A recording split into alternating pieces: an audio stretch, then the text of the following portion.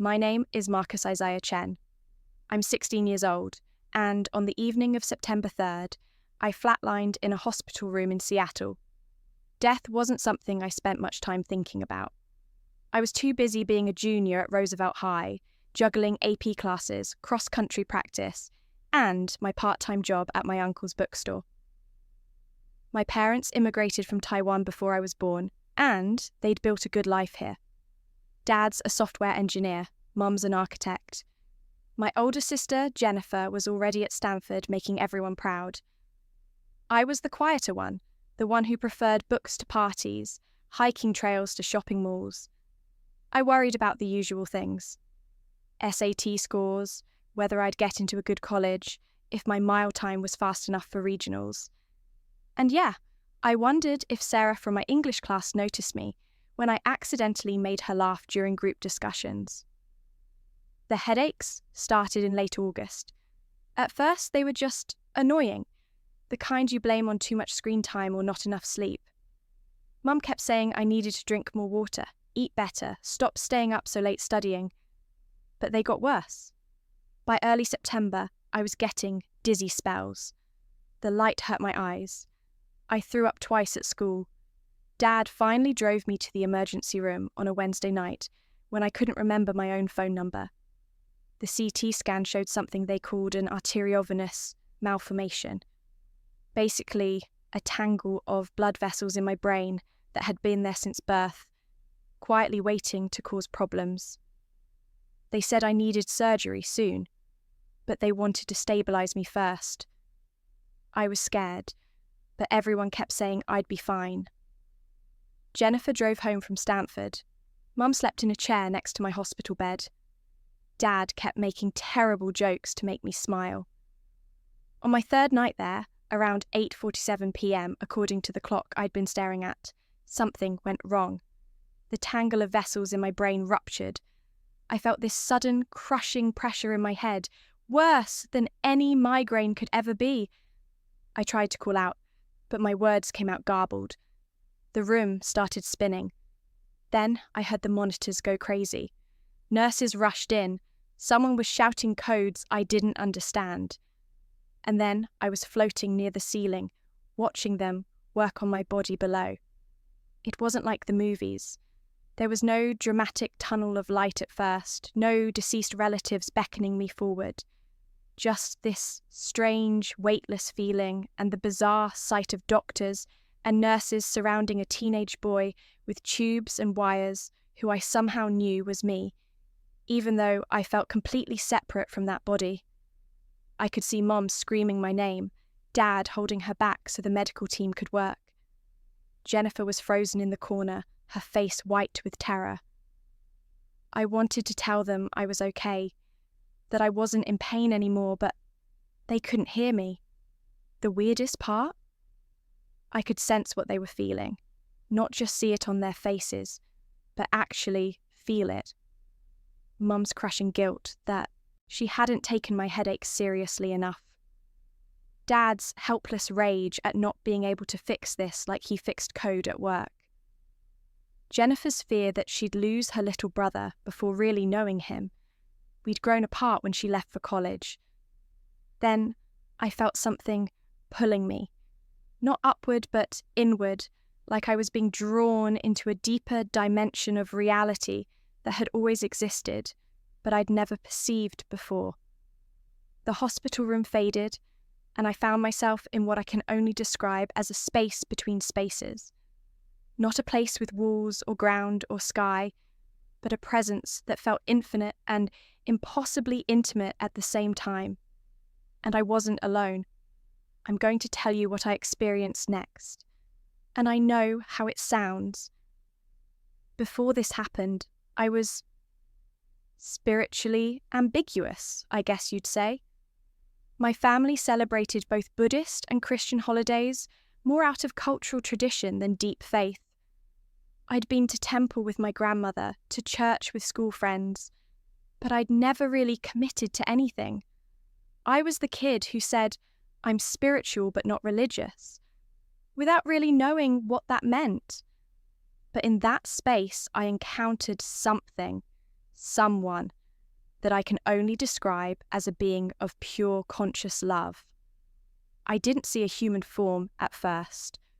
What I experienced was more like standing before a waterfall of light that was somehow also aware, intelligent, compassionate beyond anything I'd known was possible. And then, as if adjusting to what my consciousness could process, the light took a shape. Not exactly a body, but a presence I could relate to. The figure radiated warmth and authority, wisdom and gentleness, power and peace all at once. When I looked at this being, I didn't see a specific ethnicity or age.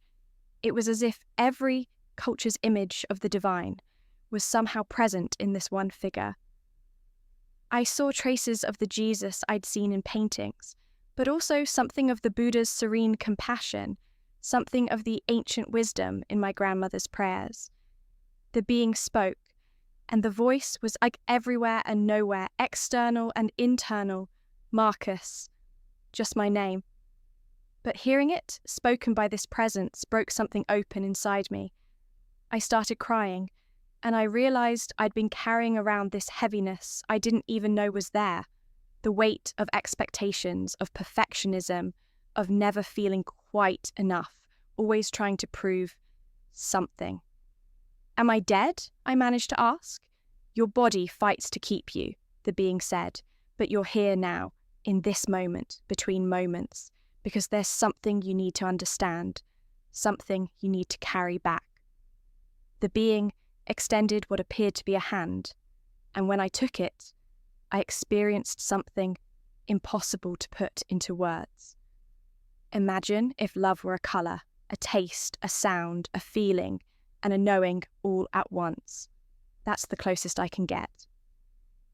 In that connection, I saw my life differently, not chronologically, but thematically, if that makes sense. I saw patterns I'd never noticed. The time I helped a kid being bullied in middle school, not knowing he'd been planning to hurt himself that day. My intervention had given him a reason to hold on. The essay I'd written for English class that my teacher had shared with her daughter, who was struggling with depression. The morning I'd stopped to help an elderly man whose wheelchair had gotten stuck, making me late for practice, not knowing he'd been feeling invisible and forgotten. But I also saw my failures, my selfishness. Times I'd been cruel to Jennifer during her own struggles. When I'd cheated on a test freshman year because I was terrified of disappointing my parents. When I'd ignored a friend who needed support because I was too caught up in my own problems. The being showed me how my anger at my parents for pushing me so hard had created distance between us, how my fear of failure had stopped me from being authentic with people. The remarkable thing was that this being loved me through all of it. The good and the bad were both seen, both known, both held in this incomprehensible acceptance. The love wasn't based on my achievements or my mistakes. It simply was, like gravity or light, a fundamental force. There's a reason you're here, Marcus, the being said, a reason beyond your understanding. But I'm going to show you something, not to burden you, but to prepare you for what you'll need to share. The space around us shifted, and suddenly we were standing on what felt like the edge of reality itself. Before us appeared what I can only describe as a living, breathing vision of Earth. But I was seeing it not just in 3 dimensions, but in time, like watching multiple moments unfold simultaneously. I'm going to show you 3 shifts that are coming before this decade ends, the being said, not as punishment, not as fate written in stone, but as the natural consequences of choices humanity is making now. And in each shift, there is both challenge and opportunity. The first vision materialized before me, and I wasn't just watching, I was experiencing it. I felt the heat, the fear, the confusion. I saw weather patterns breaking down completely, not gradual climate change, but accelerating chaos. Droughts, lasting years in places that used to have rain, floods drowning cities that thought they were safe, wildfires turning entire regions into wastelands, hurricanes so powerful they defied the existing categories, and masses of people moving, climate refugees in the tens of millions, desperate, scared, searching for somewhere to survive. But I also saw something else woven through the disaster: human resilience I didn't know existed. Engineers creating innovative solutions, communities sharing resources across borders, young people organizing like never before, nations that had been enemies cooperating because survival demanded it, and in thousands of places, people returning to simpler ways of living, remembering wisdom their ancestors knew about working with nature instead of against it. The earth has been speaking for decades, the being told me, but many haven't been listening. The language will become impossible to ignore. In that recognition, some will despair. Others will finally act. The question for each person will be, does crisis make you close your heart or open it? The second vision was even more unsettling.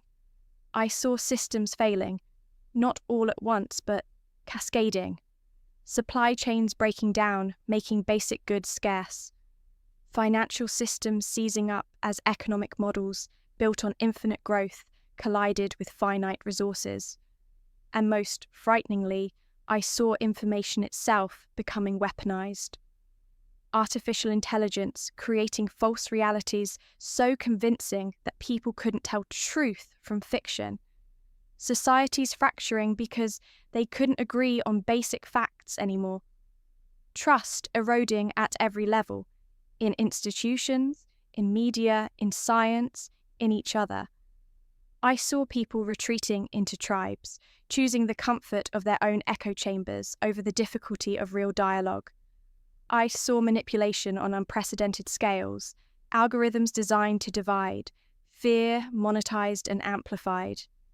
Democracy itself teetering as truth became subjective and power consolidated.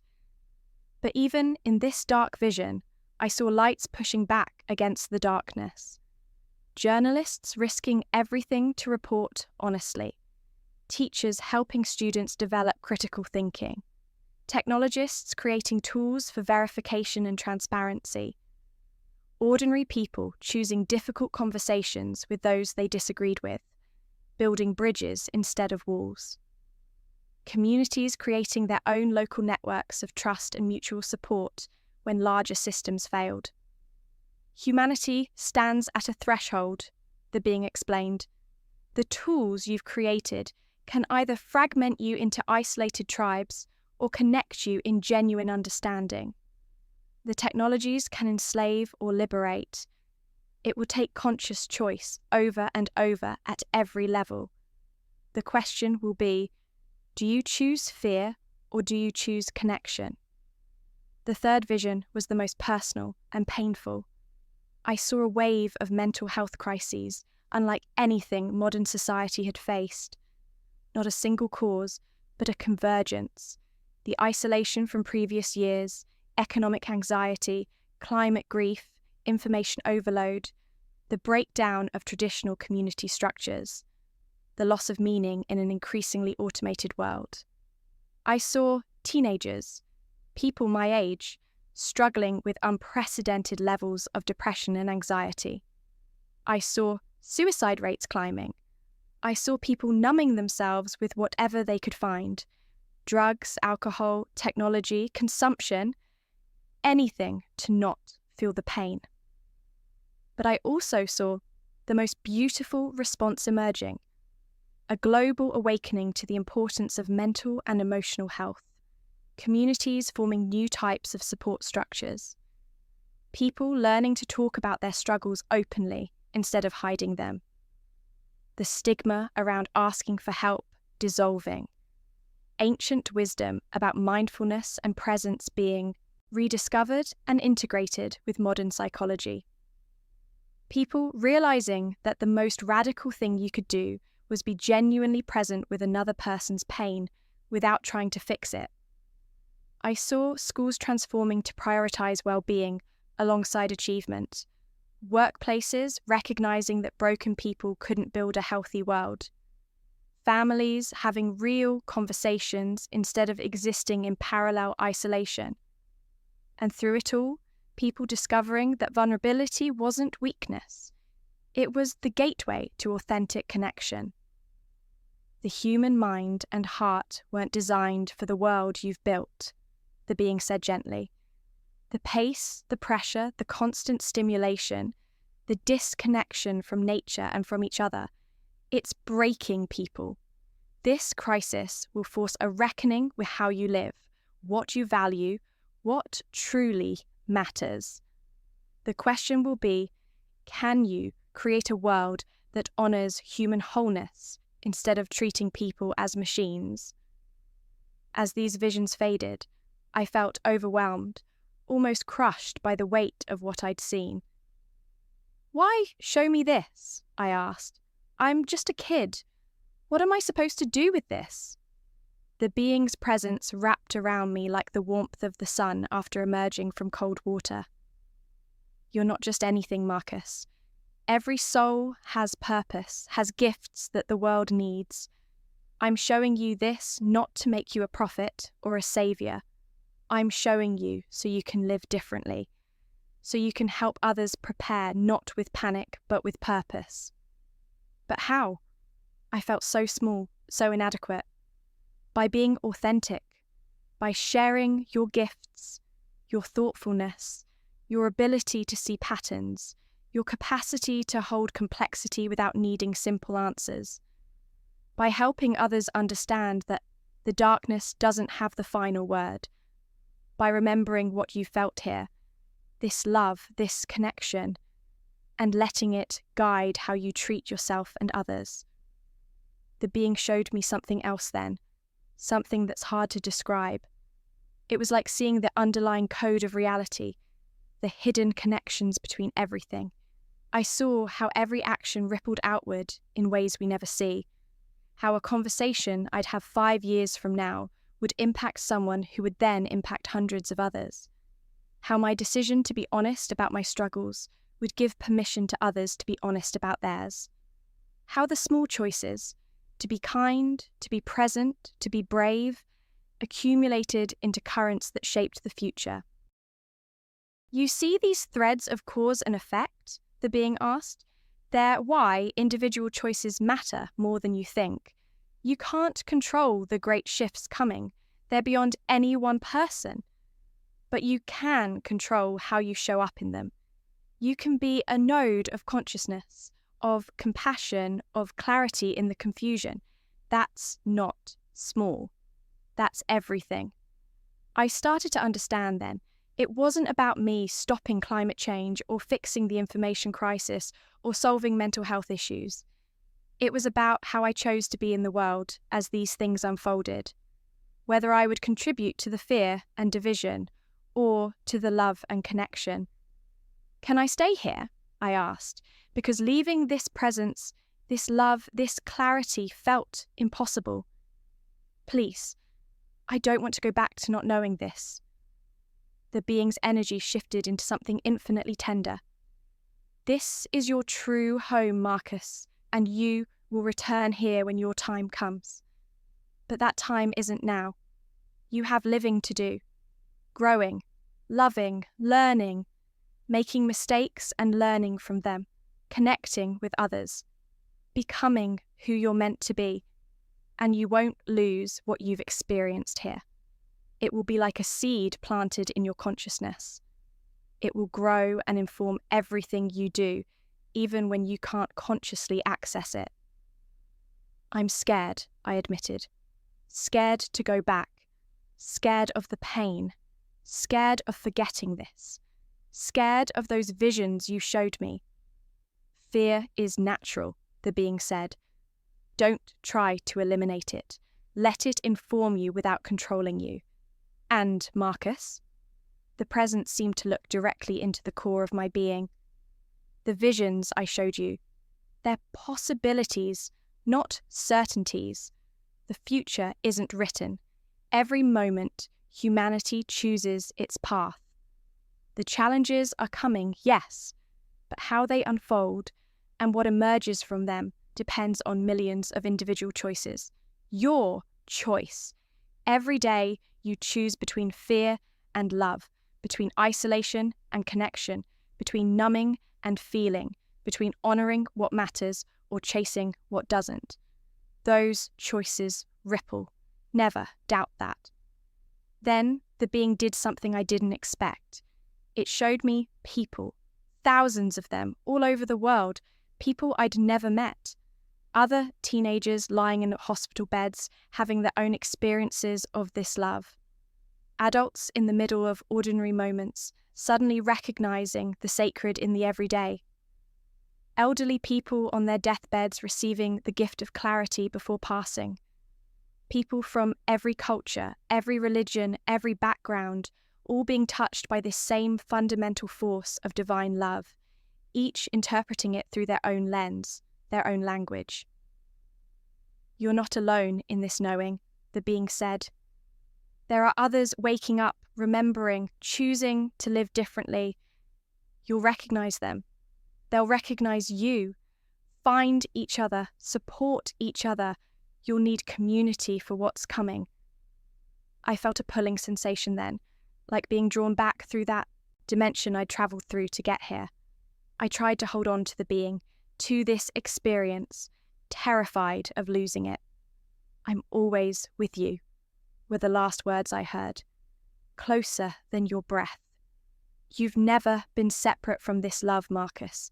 You've only forgotten. Now you remember. Don't forget again. There was a rushing sensation, like being pulled through water, then pain. Searing, unbearable pain in my head. Lights too bright. Sounds too loud.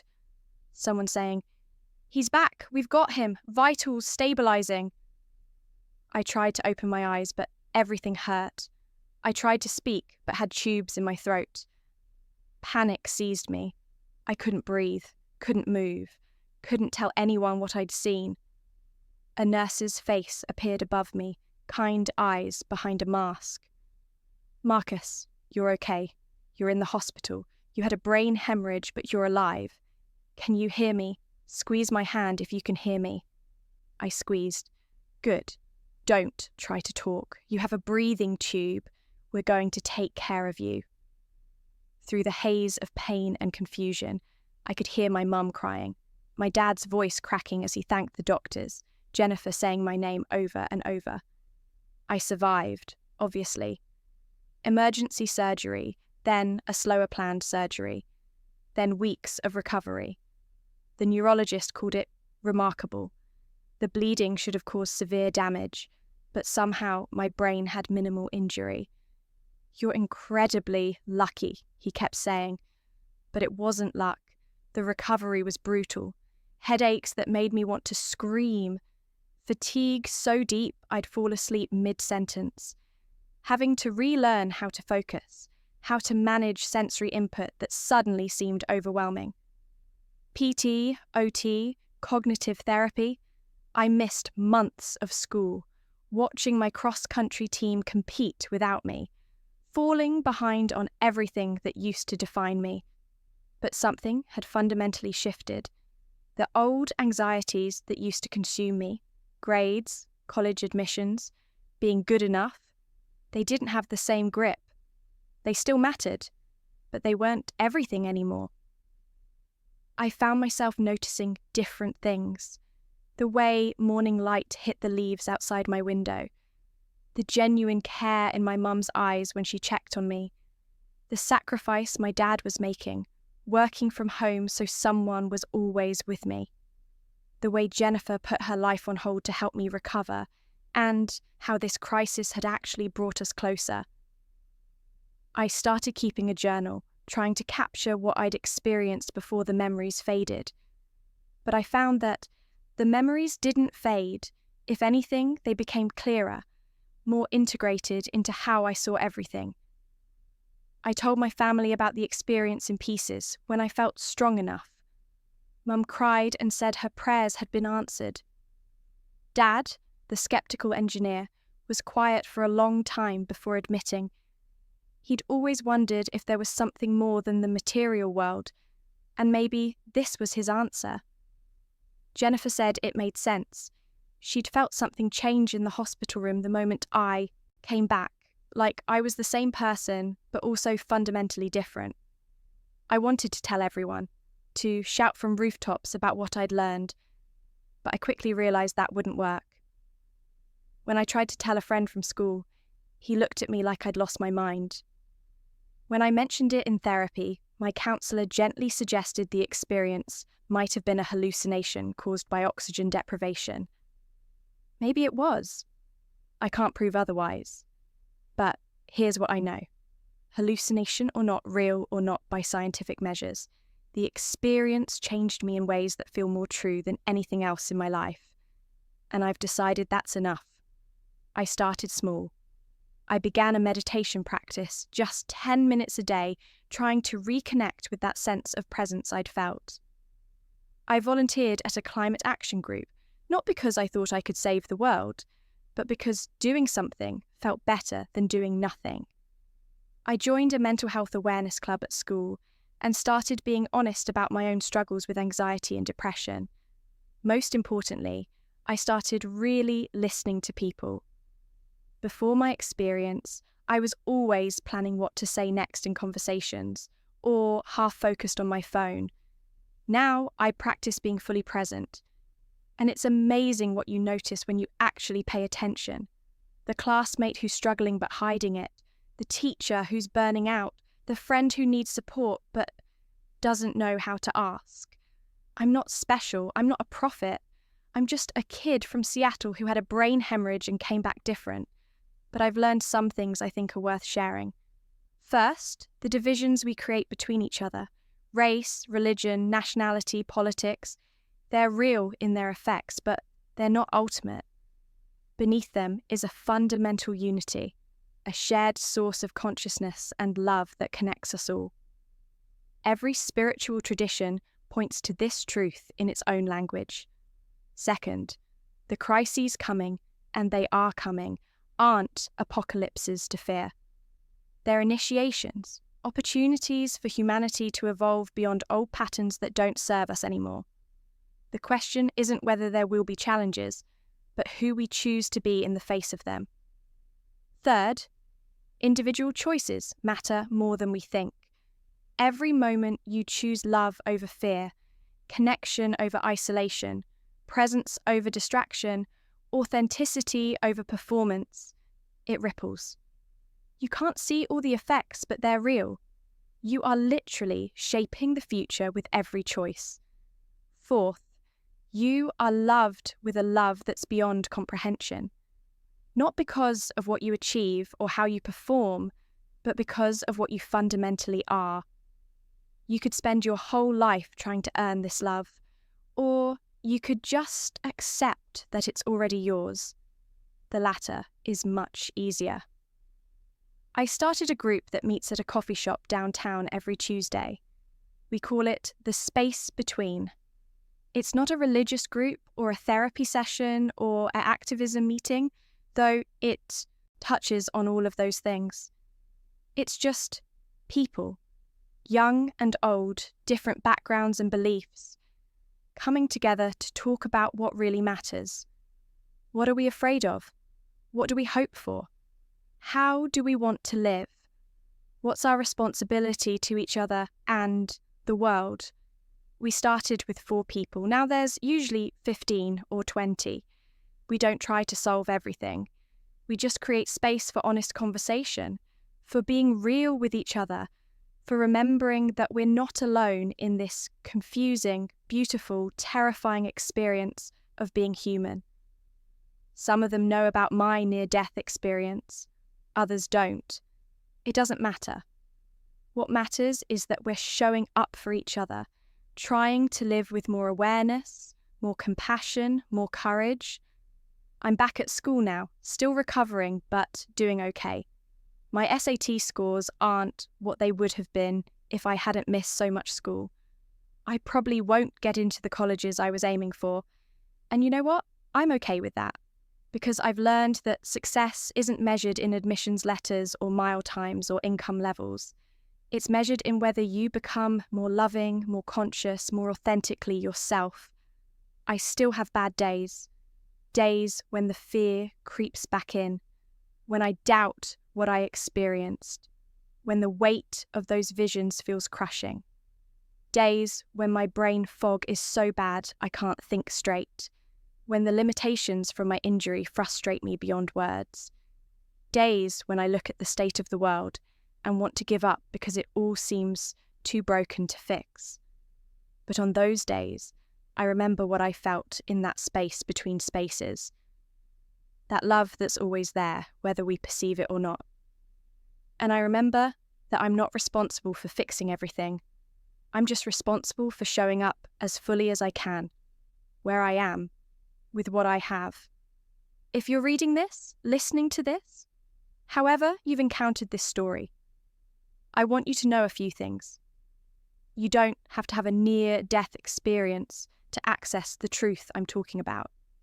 It's available right now, in this moment, if you stop and pay attention. It's in the breath moving through your body, the awareness that's reading these words, the life that's living itself as you. The challenges coming aren't punishment. They're not evidence that God has abandoned us or that the universe is cruel. They're feedback, consequences, invitations to evolve. How you respond to them will define not just your life, but the collective future we're all creating together. You are more powerful than you think. Not powerful in the sense of controlling outcomes, but powerful in your capacity to choose your response, to show up with love, to be a point of light in the darkness. Never underestimate the impact of a single person committed to living consciously. And finally, you are held by a love that's bigger than anything that can happen to you. Whether you call it God, Source, the universe, consciousness, or something else, there is an underlying benevolence to existence.